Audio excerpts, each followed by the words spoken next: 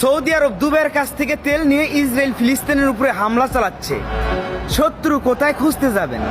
শত্রু তো আমাদের নিজেদের ঘরে।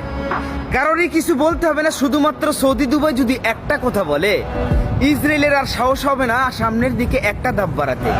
তারা তো কোনো কথাই বলবে না, কারণ তাদের তো দরকার টাকা।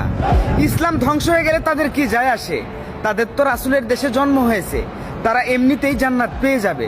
ভালো নেই ফিলিস্তিনে গাজার মুসলমান ভাই ও বোনেরা, ছোট ছোট মাসুম বাচ্চারা, আর তারা মেতে আছে মজ মস্তি, নর নারী আর খেলাধুলা নিয়ে।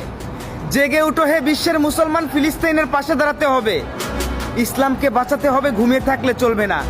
এই ইতিহাস একদিন রোজ হাশরে সাক্ষী দেবে, ইসলামকে বাঁচাতে গিয়ে শুধুমাত্র ফিলিস্তিন যুদ্ধ করেছে, আর আমরা পুরো বিশ্বের মুসলমানরা বসে বসে শুধু তার তামসা দেখে গেছি।